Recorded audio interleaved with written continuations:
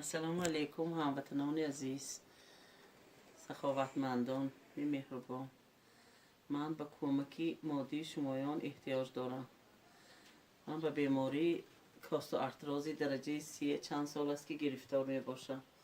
3-4 سال شد که به جراحی تعیین کردن، ولی مبلغ جمع کرده نتوانسته ایستادم.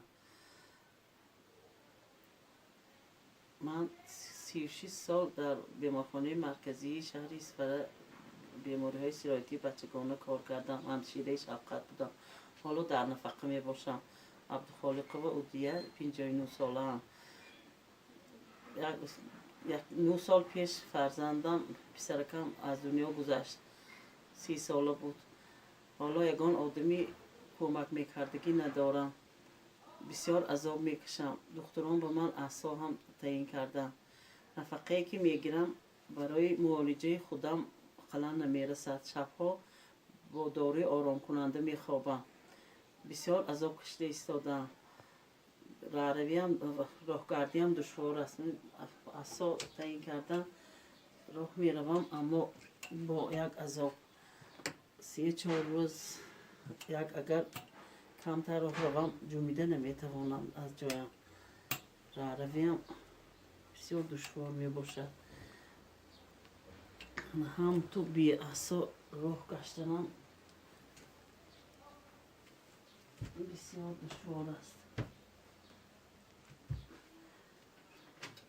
یک جای شده نمانم گفته میترسم. برای سخاوتمندانی که به من یاری میرسانند پیشکی تشکر بیان کرده با آنها دعای خیر میکنم که الهی رواج کاراشون تیه، تن جاناشون ساخت کند، کشایش کاراشون تیه، دو همه یافتگی پول و مالاشون برای توی و معرکه های خورسندیشان صرف کنند. پیشکی تشکر میگویم. من درد دلی مادر را شنیدیم. رقمهای تلفنشان میتونید زنگ زده از حال و احوالشان پرسان شوید. یعنی 36 سال برای مردم خدمت کردگی. فرزندای ما و شما، یعنی معالجه کردگی امروز باشد، یعنی دستنگری ما و شما می باشند. بیاید دستی هم گرفته برای مادر 10 روبلی که باشد، 100 روبلی که باشد، در ماه مبارک رمضان یعنی خیر میکنیم که مادر عزیز بعد ماه مبارک رمضان اپراتسیشان گذرانند. یعنی ما شاید سبب شویم که برای مادر یعنی یاردم رسانیم. یعنی فرزندی که آیلشان تامین میکند از دست دادگی مادر میخوان در سن پیران سالگی و جاگاه نرفتن. انشالله با دستگیری ما مادرمان اپراتسی میشن. انشالله در حق مادر دعا میکنه. هم داستان خوش آمدید به کانال پخت و پرس‌های خانگی. ما امروز همراه یک نمود سامبوسه آسان، یعنی نامی سامبوسه ما دکچه نام دارد. به حد آسان خمیرش ورقی نه، یعنی خمیرش ریزانه. ما 100 گرم مسلمان خیلی ملایمی سخت نباشد. 2-3 قاشق سمیتانه، نمک کمتر از رخلیتیل، قاشقچه از رخلیتیل و 400 گرم آرد لازم است. همین محصولات برای تیار کردن خمیرش لازم است. من آردو مسلمه شو резонак کردیم. من اکنون نمک، من разрыхлитель و من سمیتانه همراه کرده خمیر میکنیم. اگر سمیتانه تان کمی کنند میتونید آب یا که سمیتانه دیگه همراه کنید. من نگاه کنید خمیر ما چه زرد خوش رو تیار شد. ما اینه که به قسم ها تقسیم میکنیم. 4 تا زباله کلانتر و 4 تا میده تر برای پوشیدن روش جدا میکنیم. بسم الله.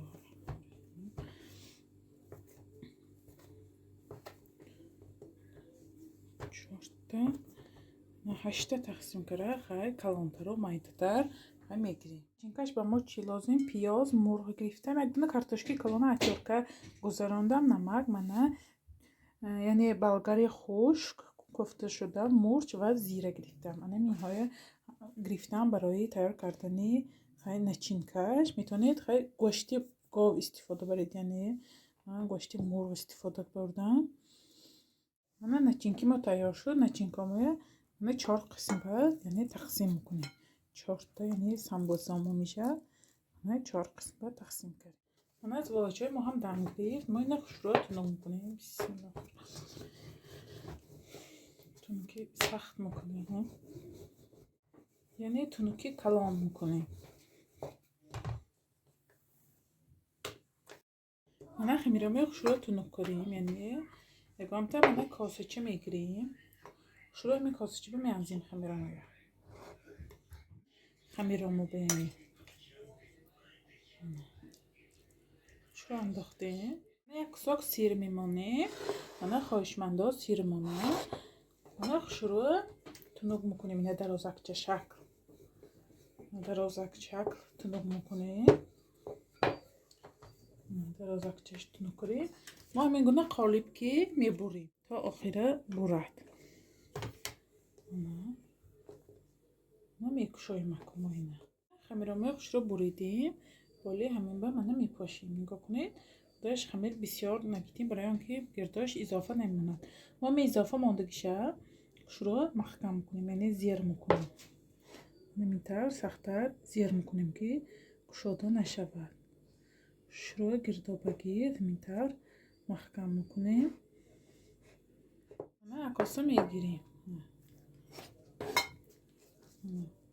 نمیتر رو بیاد نمودش نگاه کنید چه آمد چارتی ما نمیتر فرمچتا نباشه میتونید هم تو کلوله کرده بریده روش به محکم کنید روی همو سمبوسه ها 4 دانه تیار شد نگاه کنید چه نمودش شد آمد ما کو تخم میمالیم تخم نباشه میتونید گام سمیتانه میروش به آب هم مالید میشد یعنی خمیرش روغنی هگان چی نمیکنم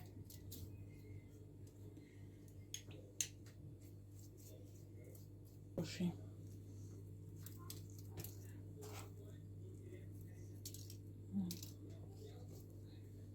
با مدت 35-40 دقیقه 200 درجه تفت به میمانه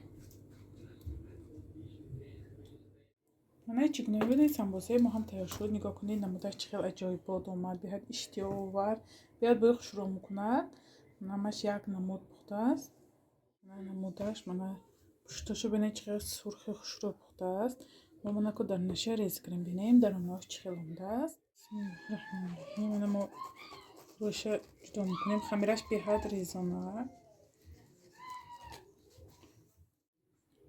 من داخلش چقدر آمدگی بیاد عجایب باد نگاه کنید بیاد اشتیا آور من گوشتاش شروع پخته است کارتاشکاش نگاه کنید چقدر آمده است زمینه ریزه میکنیم 2 تقسیم بسم الله نگاه کنید خمیرش چقدر خروستیاشی آمدگی خمیرش تونوکی بیاد خوشرو آمدگی داخلش شما هم حتما برای نزدیکان خود تیار کنید ما دستگیری کنید پادپیساتیا کنید یا رو دوستای دعوت کنید انشالله با دستگیری شما ویدیوهای بهتر و بهتر میشد دستگیری شما پیشروی ما دوستان خیر تا ویدیوهای آینده در پناه خدا باشید